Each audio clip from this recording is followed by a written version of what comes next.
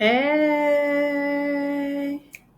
it's podcast time. It's podcast time. Podcast. What's up, y'all? Welcome back to Mommy Magic Podcast. I am your host, ArynKay. And I do what I do when I can. Hostess with the mostest in there. Hostess with the mostest. And I am back with another one, y'all. So hopefully y'all like the last episodes and whatnot. And I'm just gonna keep rocking, keep going.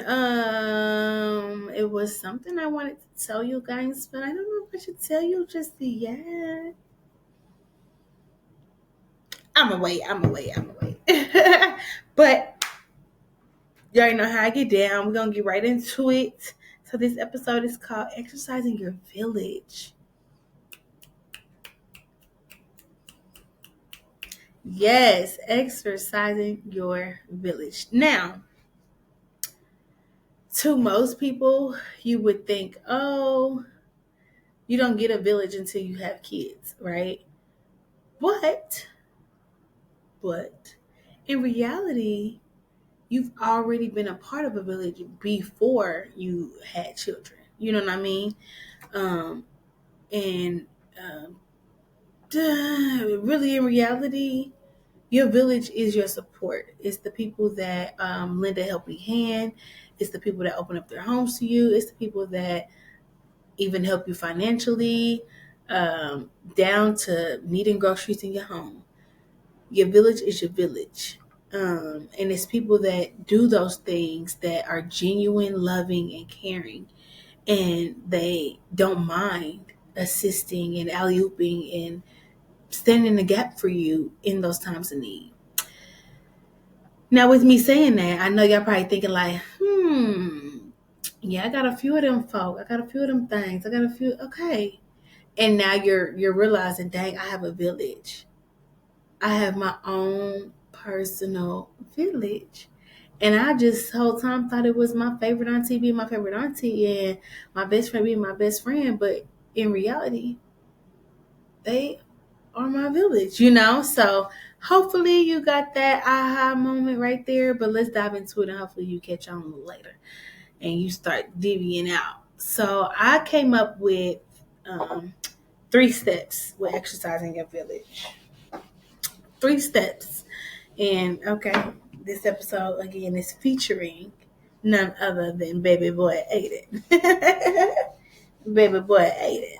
So exercising your village. So I came up with 3 steps to doing so. And so the first step is allow those people who want to help you. But don't always assume it's going to be your family, because your family is your family. And they're going to help you if they want to help you. You know what I'm saying? So just don't assume because your family is your family that they're going to help you, because maybe that's a big no. So step 1, allowing those people who want to help you. And what I mean by those people is it could be all the way the stretch of Sally Mae from your job, who just looks at you like the niece or nephew that you are to them, all the way down to your neighbor. Allow those people who want to help you. And I can't stress that enough, because I'm learning now, and this is a lesson that little old me, for some reason, just cannot pass. Asking for help and not feeling shameful about it. Asking for help and not feeling helpless because you need help. Asking for help is not a bad thing. Once I erased the negative connotation to help, ask for help, and all the negative, and I washed it away and attached all the positive to help. It's like, ooh, I'm asking for help to get my child to daycare. And it can happen because an open mouth got fed, but a closed mouth does not. And so you always want to think of the positive. Okay, if I ask to get a ride to the doctor, then I can figure out what's wrong with me, and from there, the mission complete. Either A, something wrong, or B, nothing's wrong, and I can go on with life. But because I asked for the help to get me there, or because I asked for the help to help pay to keep bills on, or to help assist in feeding my children, you know what I'm saying? So, or to watch my kids. Anything. I mean, I'm going along the lines of different things that I know moms probably need help with, especially with having a newborn and a toddler, or having two older kids and an infant, or two infants at a time because people have twins. You just have to think about how much help you actually do need when bringing a new baby home. And for me personally, allowing those people to help you that want to help you has been challenging, but it also has been a breeze. So much has been lifted off of me. That heavy weight of task list has been shunned to nothing, and to the point where I truly all I have to do is just eat, sleep, and care for my infant. Excuse me, and care for my infant. So I will say that is a blessing in that, like, dang, okay. And so to go into my step 2, I have align and fix up your village call list, so that you can see who loves and supports you and who wants to do it. Like, you never want people in your corner, in your face, around you, your kids, who is doing it and huffing and puffing while doing it. Like, you just like, dang, it's already bad enough I don't want to ask for help. And then when I ask for help, now I am getting backlash. I had to find the correct word. You get backlash. You get huffing and puffing. You get stumping around. You get the eye rolling. You get attitude, and almost like, well, what the hell you say yeah for? You know what I'm saying? It's like, well, why you just didn't say no if you was just going to act and react and proact. That ain't even a word. But you literally act as if you don't even want to help. So what's the point of you even saying, yes, you're going to help me, if you're going to do all that in the process?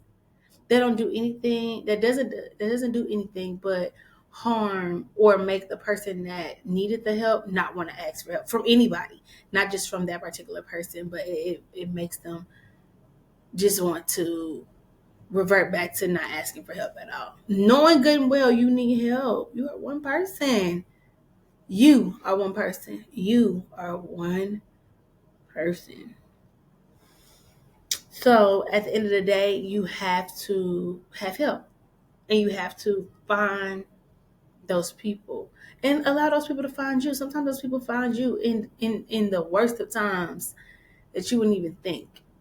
Like, you could be going through, I don't know, an eviction, and then getting ready to move out, you moving out, and boom, you run into someone that lives in an apartment complex, and they're able to assist you and know firsthand people, responders for whatever you may need. In that time, it's like, okay, they're here to help me with this resource, but also later down the line, you see they just wasn't just doing that to be my business, but now they're checking on us constantly. They're wanting to hang out with us. It's almost like we're creating a little family, because now I have this person I can call a friend from an associate, you know what I mean, to now a friend, because you've really been in my corner to help me and my children, or me, or whatever the situation may be. And so fix up that village call list. Is it your mama? Is it your grandma? Is it your sister on that list? Is your mama not on that list? Is that just somebody you can't depend upon? Or is it your I don't know, is it your co-parent? Is that your village and that's all you have? You know what I mean? Is it just you and that child's parent? Is it just you and that child's grandparents from the other side? It just, whatever your village list looks like, literally think about that. Sit back, think about it, and be like, okay, who has helped us during this time and has not complained about it not once, has not taken it out on me or huff and puff because I said I need to go all the way to a 30-minute place and then I need to go to another 25-minute place from that, and with no complaints, with no huffing and puffing, with no attitude.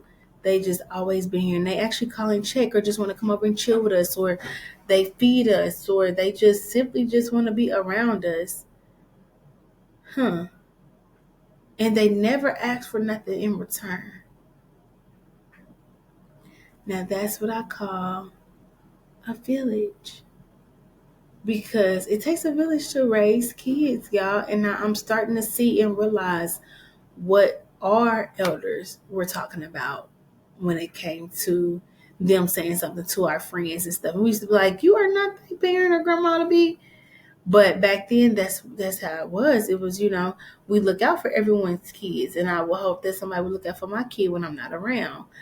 And I wish that would come back, in this day and age, because we need our babies and our babies need us, but we need our babies more. So we need to feed them, aid them, and lead them in the right path so that they can be the best humans and the best versions of themselves moving forward in history in the future.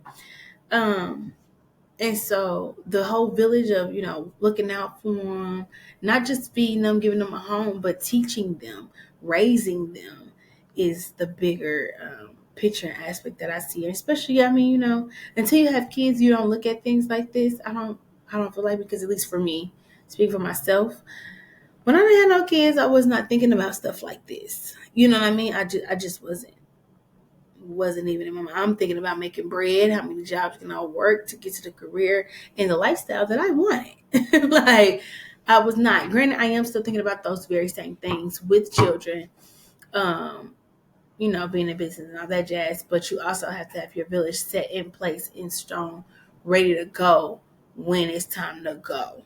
Like, when it's go time, I'm going to need everybody in line and ready to take heed to whatever it is that I am needing of them. So finding that village, and you really don't want to be still trying to nitpick through your village when you're trying to just worry about doing your career. You already know your village is going to show up for you. And you don't have to stress and worry and fret about, dang, I'm never catching a break, or dang, I can't take this job, or man, I sure wish I could just go get my nails done. That's where your village come into play. And no, not just babysitters, not just the nanny, but yes, if your nanny is a part of your village, so be it. You know what I mean? If your same babysitter becomes family, so be it. That is your village. You know what I'm saying? But you don't just want to keep having to find random people to watch your baby, and or utilizing the same few people to run to when you need, because when all those people are exhausted, then you don't have anyone else, and now you're tired and angry and yelling at your babies because you haven't been able to get a break. And so really think about what your village, what they look like, where those people are that do help you all the time with no complaining. And lastly, exercise your village.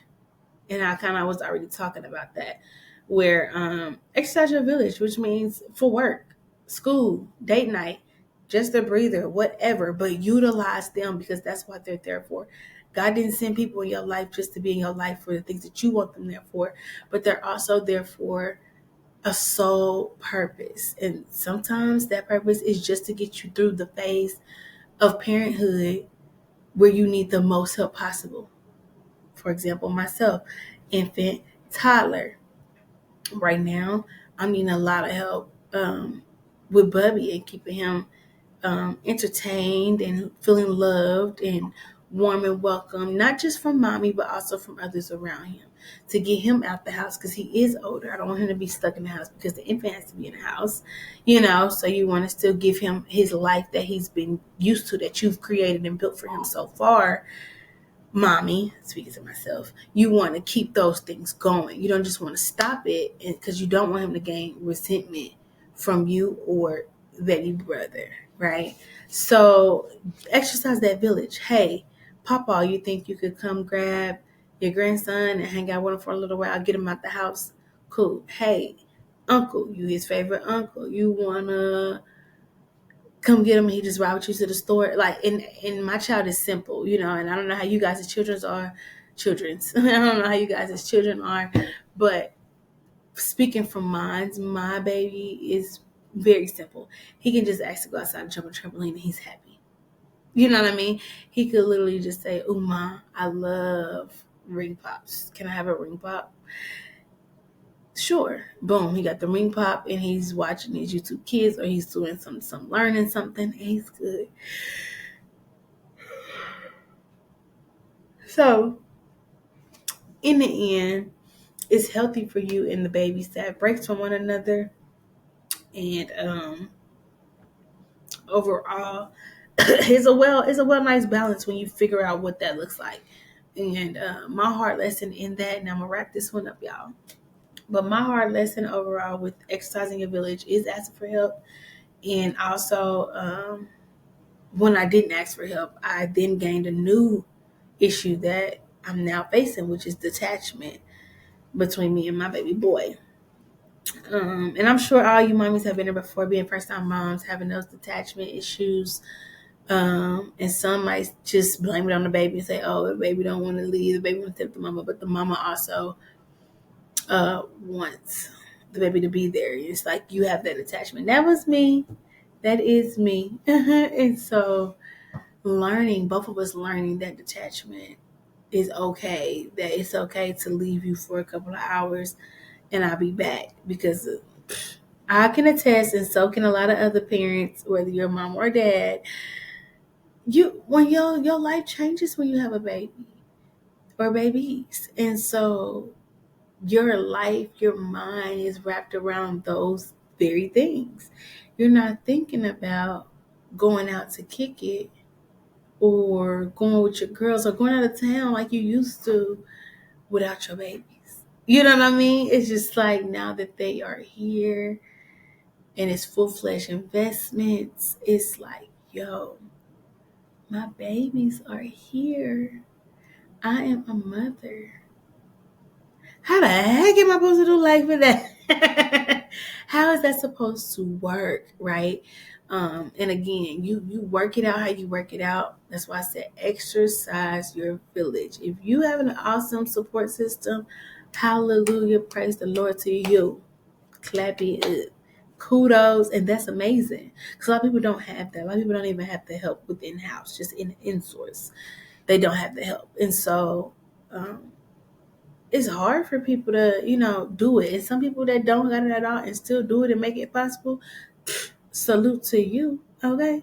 Salute to you. Because it's hard, y'all. That's some hard stuff to eat on, chew on by yourself. You know what I mean? So, all in all, y'all think about who your village is. Make that list, call them people, thank them people. If you don't remember the last time that you thanked them, or if you didn't thank them the last time they helped you or assist you with anything, you knew that help really did do a number for you, then yeah, you need to be thanking them. Do something nice for them. And just exercise and utilize those people. I love y'all. I'm gonna be doing the same thing. And I catch up with y'all on the next one. Peace for now.